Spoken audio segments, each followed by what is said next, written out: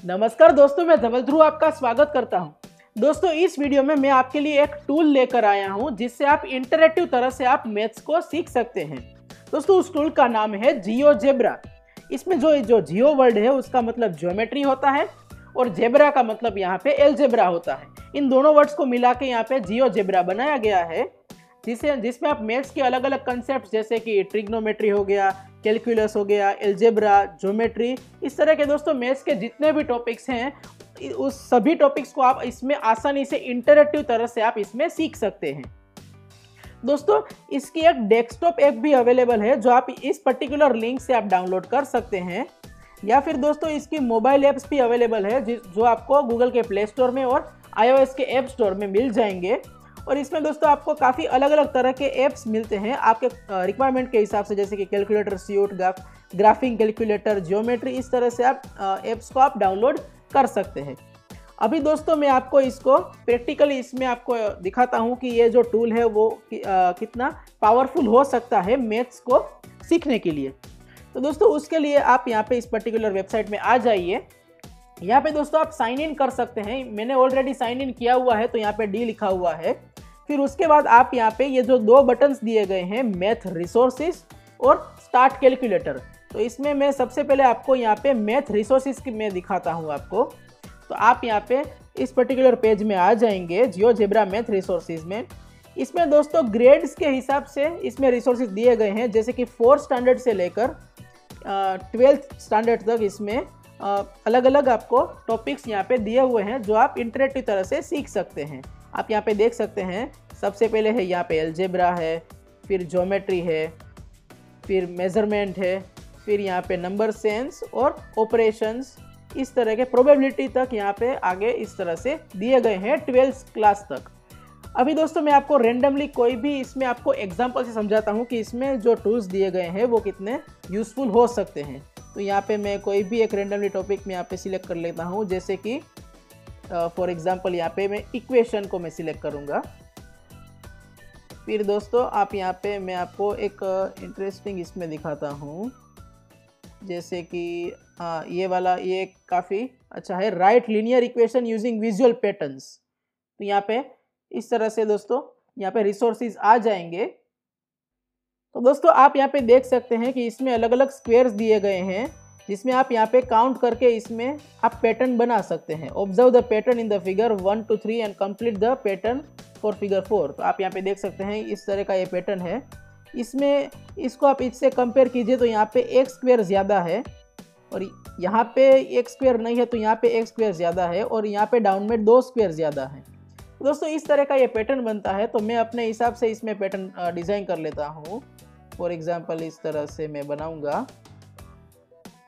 इस तरह आप इस तरह से इसमें इंटरैक्टिव तरह से आप सीख सकते हैं। इसमें मैं इसको इलोंगेट करके मैं यहाँ पे मैं इस तरह से इसमें बना देता हूँ। दोस्तों ये मेरा आंसर है वो सही या गलत हो सकता है, लेकिन मैं आपको समझा रहा हूँ कि इसमें एग्जैक्टली आपको किस तरह से वर्क करना है। तो यहाँ पे मैं अभी चेक में क्लिक करूँगा तो ये मुझे दिखा रहा है कि ये जो मेरा आंसर है वो रॉन्ग है और जो असली वाली जो रियल पैटर्न होगी वो कुछ इस तरह की दिखेगी। तो इस हिसाब से मैं अपने जो मैंने इसमें टास्क परफॉर्म किया है उसको मैं इम्प्रूव कर सकता हूँ। अभी मैं इसमें दूसरे एग्जाम्पल्स भी आपको बताता हूँ। तो आप यहाँ पे दोस्तों इस तरह से यहाँ पे एरोस दिए गए हैं। तो हमने इक्वेशन में आए थे एलजेब्रा में, यहाँ पे दोस्तों आप मैथ में आ जाइए।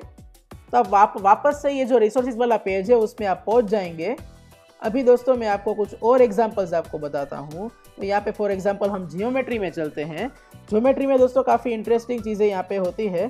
तो यहाँ पे मैं for example Pythagoras theorem select करता हूँ, जो आप 6th और 8th ग्रेड में आप पढ़ते हैं, जिसमें हाइपोटेनियस का square is equal to base square plus height square इस तरह से होता है।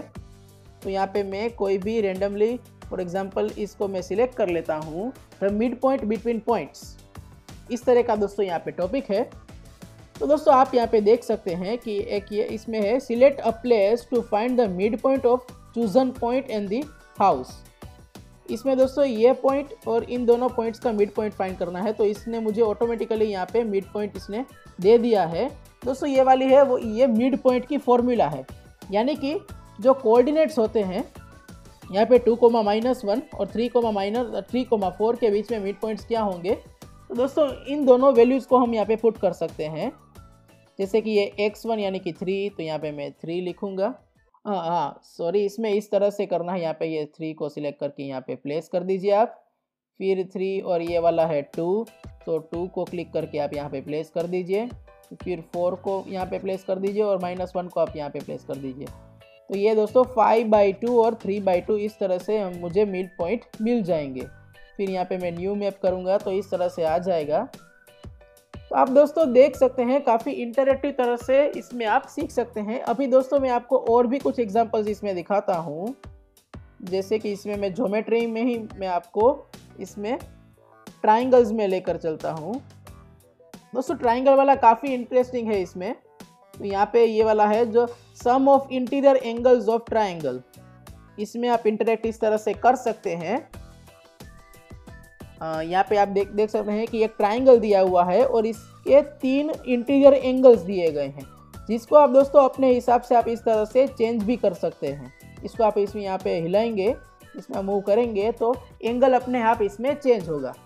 अभी मैं इसमें स्लाइड टू एनिमेट अगर करूँगा तो मुझे ये विजुअली दिखाएगा कि जो ट्राइंगल में जो सभी एंगल्स होते हैं वो किस तरह से इसमें कैलकुलेट किए जाते हैं।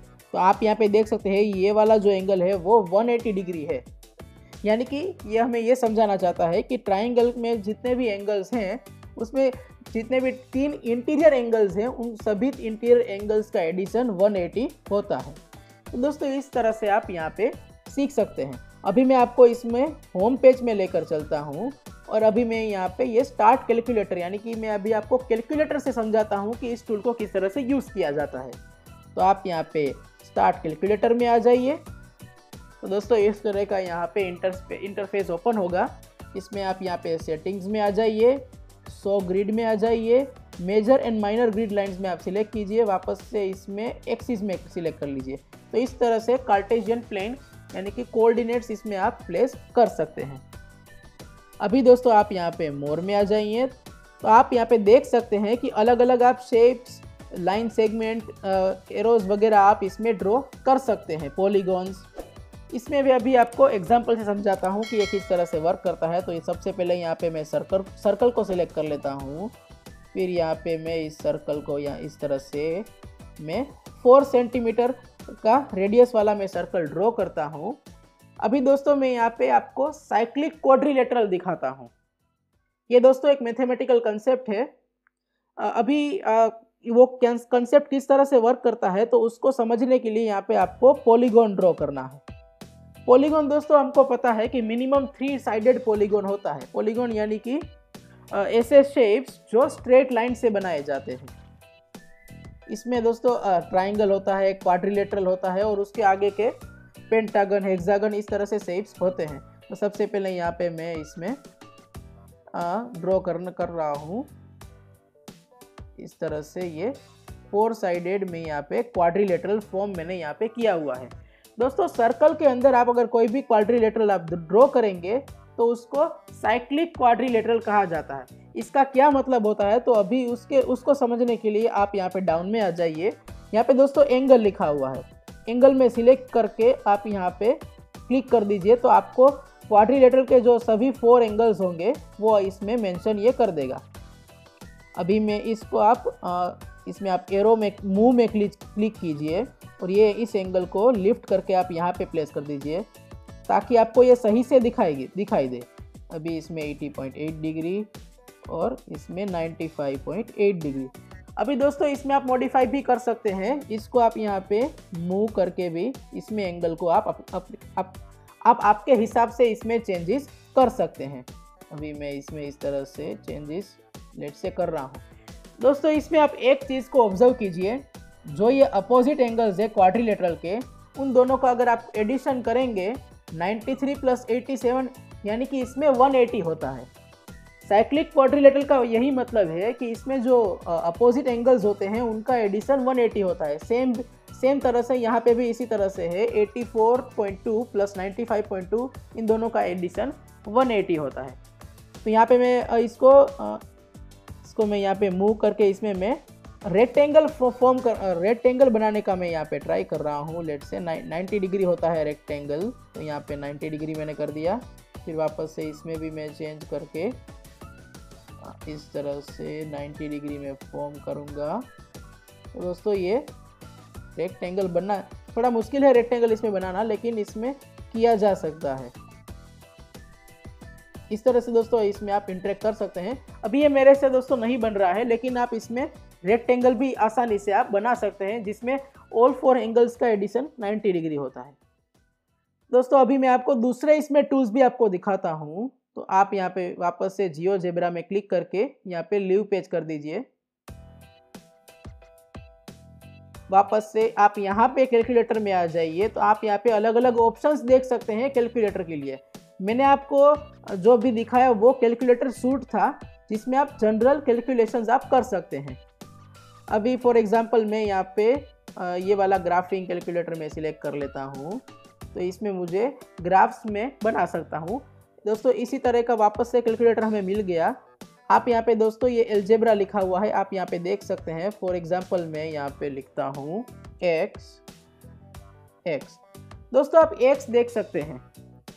ये दोस्तों ये एक लाइन है, ये एक लीनियर, इसको लीनियर इक्वेशन भी कह सकते हैं। यहाँ पे मैं लेट से लिखता हूँ x इज इक्वल टू 2। तो यहाँ पे आप देख सकते हैं कि x की वैल्यू 2 में यहाँ पे वर्टिकल लाइन बन रही है। फिर मैं इसको इरेज करके let say x plus y is equals to 5, या फिर मैं कहूँ 1। तो दोस्तों इस तरह से दोस्तों यहाँ पे लाइन बन चुकी है, जिसमें ये उन दोनों वेरिएबल का एडिशन यहाँ पे 1 हो रहा है। यानी कि इसमें एग्जैक्टली क्या हो रहा है, अगर कोऑर्डिनेट्स देखेंगे तो यहाँ पे मैं सिलेक्ट करके कोई भी एक पॉइंट को मैं यहाँ पे ले लेता हूँ, लेट से ये पॉइंट, और इसके दोस्तों कोऑर्डिनेट्स बनेंगे 0,1। यानी कि इस पर्टिकुलर इक्वेशन में आप देख सकते हैं कि अगर मैं ये कोऑर्डिनेट है 0,1, इसको मुझे अगर लेवल करना है, हाँ यहाँ पे आप देख सकते हैं ये ए पॉइंट है वो 0,1 पॉइंट है। या फिर मैं दूसरे इसमें अगर पॉइंट करता हूँ, लेट से यहाँ पे मैं प्लेस कर देता हूँ, तो ये बी पॉइंट है जो है हमारे पास 2,-1। यानी कि इसमें एग्जैक्टली क्या हो रहा है कि 0 को आप x की जगह यहाँ पे 0 प्लेस कर दीजिए और y की जगह आप 1 प्लेस कर दीजिए। इन दोनों को आप ऐड करेंगे तो आपको एग्जैक्टली 1 मिल जाएगा। इसी तरह से x की जगह आप 2 प्लेस कर दीजिए यहाँ पे, और y की जगह आप यहाँ पे -1 प्लेस कर दीजिए। यानी कि 2 -1 यानी कि 1 ही होता है। तो दोस्तों इस तरह से आप कर सकते हैं। अभी इसमें मैं आपको दूसरे एग्जाम्पल भी बताता हूँ कि अगर मुझे इसमें सर्कल ड्रॉ करना है तो वो हम कैसे करेंगे। तो यहाँ पे मैं लिखूँगा x, फिर दोस्तों ये वाला जो दोस्तों 6 के ऊपर शिफ्ट प्रेस करके आप 6 प्रेस कर दीजिए। तो जो 6 के ऊपर जो एक सिंबल होगा उसको आप प्रेस कीजिए, और यहाँ पे मैं लेट से स्क्वायर करूँगा। दोस्तों जो हम एक स्क्वायर पढ़ते हैं, कोई भी वेरिएबल का अगर हम स्क्वायर करते हैं तो उसका ग्राफ कुछ इस तरह का बनता है।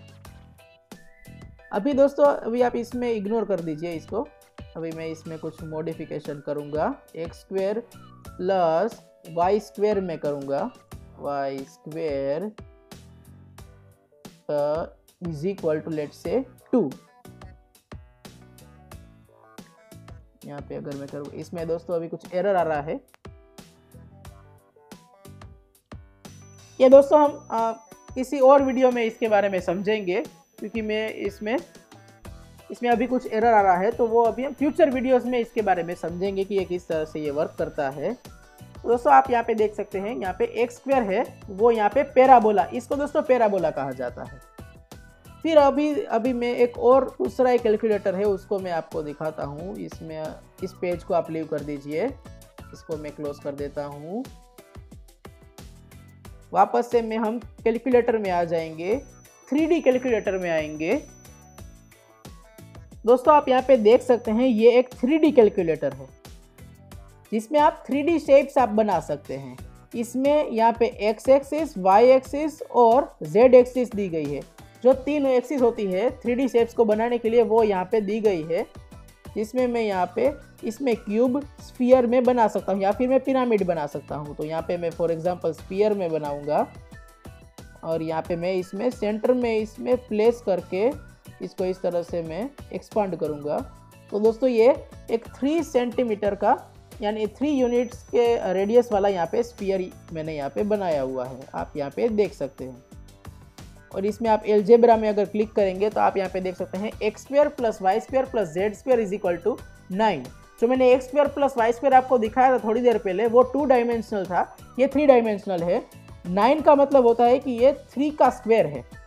स्फीयर है वो एक वॉल्यूम है, तो 3 का स्क्वायर होता है, इसमें 3 का स्क्वायर 9 होता है, क्योंकि यहाँ पे आप देख सकते हैं कि ये यहाँ पे 3 लिखा हुआ है। अभी मैं आपको यहाँ पे क्यूब भी दिखाता हूँ। क्यूब को भी मैं यहाँ पे लेट से कहीं पे फॉर एग्जांपल यहाँ पे मैं प्लेस करके इस तरह से मैं करूँगा तो यहाँ पे ये क्यूब बन गया है हमारे पास। इसको आप एलजेब्रा में आप यहाँ पे चेक कर सकते हैं। जो क्यूब है डी कोऑर्डिनेट पे है, ये यहाँ पे डी कोऑर्डिनेट है 5,2,0 यानी कि ये एक्स एक्सिस, वाई एक्सिस और जेड एक्सिस। और जो दोस्तों क्यूब है उसका वॉल्यूम है वो 11.18 यूनिट क्यूब है इसका वॉल्यूम। इस तरह से जो स्फीयर का वॉल्यूम है वो 9 क्यूबिक यूनिट है। इस तरह से आप 3D शेप्स और उसके मैथमेटिकल ऑपरेशन आप इसमें कर सकते हैं। आई होप दोस्तों जियोजेब्रा के बारे में आपको ये इंट्रोडक्शन वीडियो आपको अच्छे से समझ में आया होगा कि ये जो टूल है वो कितना पावरफुल हो सकता है मैथमेटिकल कॉन्सेप्ट्स को समझने के लिए। दोस्तों आज के लिए बस हम इतना ही रखते हैं। Thank you so much for watching this video.